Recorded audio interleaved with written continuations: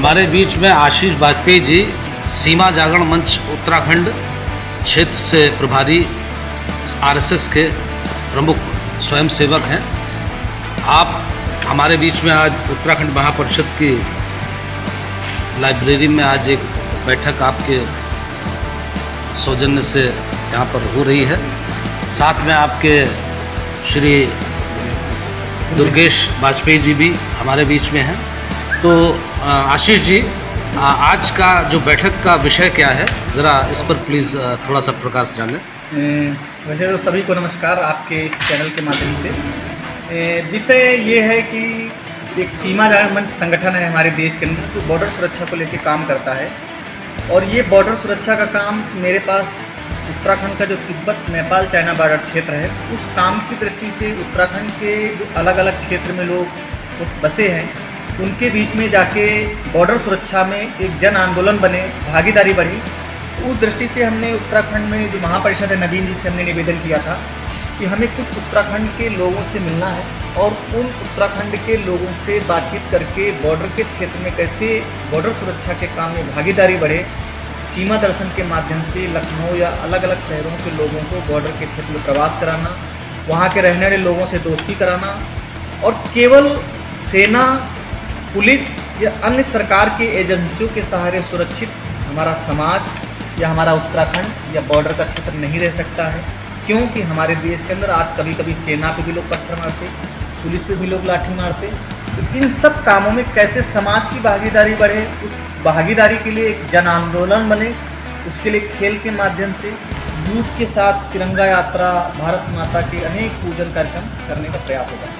पूर्व में भी आप उत्तराखंड महापरिषद में कार्यक्रम में जिसमें आपने कहा था कि उत्तराखंड खतरे में है, जल्द ही कभी भी इस्लामिक स्टेट बनने की ओर अग्रसर है।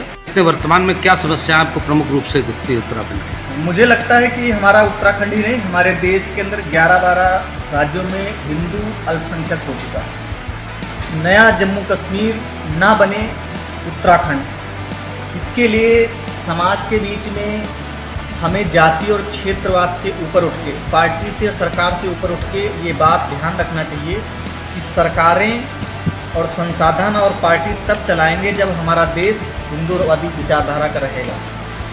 जिस तरह उत्तराखंड की डेमोग्राफी बदल रही है, बसाईकरण हो रहा, अवैध घुसपैठ हो रही है और घुसपैठियों के आधार कार्ड, राशन कार्ड बना के जिस तरह देश को या उत्तराखंड को इस्लामिक स्टेट बनाया जा रहा, ये गंभीर समस्या है। मुझे लगता है उत्तराखंड ही नहीं, देश के प्रत्येक नागरिक को चिंता करना चाहिए। अगर उत्तराखंड की डेमोग्राफी बदल रही, वहाँ देवस्थान है, आने वाले समय में उत्तराखंड के अस्तित्व के साफ खतरा दिखाई पड़ रहा है। वैसे आज इस वर्तमान समय में तो वहाँ पर भारतीय जनता पार्टी की सरकार दूसरा कार्यकाल चल रहा है। ऐसे में सरकारी स्तर पे जो भी चीज़ें हैं अभी किस उस तक पहुँची हैं और इस पर क्या कार्रवाई सरकार की ओर से हो रही है, या मतलब और क्या अपेक्षा है आप लोगों को इसमें? सरकारें, चाहे उत्तराखंड गवर्नमेंट हो या उत्तर प्रदेश की गवर्नमेंट है, सरकारें वहाँ शासन प्रशासन तो अपने हिसाब से काम करता है, मुझे लगता है करना भी चाहिए। पर शासन प्रशासन के ही सहारे इन समस्याओं का हल नहीं होता। उत्तराखंड में मदरसा बोर्ड खत्म हुआ, अवैध मजारों का जिस तरह रसाईकरण हो रहा था, उससे सबका इस मौजूदा सरकार ने, धार्मिक सरकार ने काफ़ी प्रयास किया। सामाजिक लोगों के द्वारा अवैध धार्मिक प्रतीक जो बनाए जा रहे थे, उन प्रतीकों को चिन्हित करके बहुत सारी लैंड ऐसे धार्मिक प्रतीकों से मुक्त कराई गई। इन सब चीज़ों को वैसे तो केवल उत्तराखंड में ही नहीं, पूरे देश के अंदर अवैध धार्मिक प्रतीकों के नाम से, कहीं मस्जिद के नाम से, कहीं मदरसों के नाम से, कहीं अनेक तरह की जो गतिविधियाँ चलती हैं, ये एक बड़ी समस्या है। सरकारी काम करने की सामाजिक भागीदारी बढ़ाने का सबसे बड़ा, भागीदारी से ही सारी समस्याओं का हल हो सकता है। आज आपको किस तरह की सहयोग की अपेक्षा है और जो उत्तराखंड महापरिषद के जो नवीन चौधरी जी हैं, इनके साथ किस तरह का सामंजस्य और सहयोग आप चाहते हैं? अभी मुझे उत्तराखंड महापरिषद लखनऊ में एक सशक्त एक संगठन है जो केवल लखनऊ के लिए नहीं काम करता, बल्कि उत्तराखंड की जो धार्मिक परंपराएं हैं, जो देवभूमि का अस्तित्व है, जो वहाँ की संस्कृति है, उसको प्रचार प्रसार के लिए वो केवल लखनऊ में पहुँचे, देश के अलग अलग जगह पहुँचे।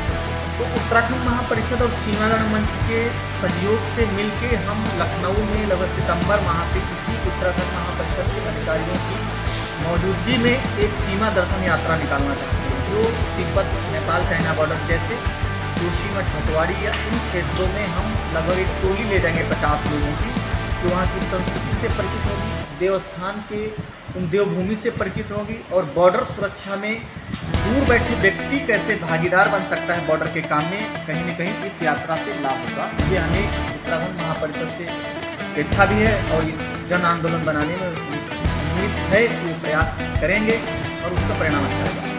आशीष जी बहुत बहुत आभार MS न्यूज़ की ओर से, धन्यवाद। और बाकी आप सभी को बहुत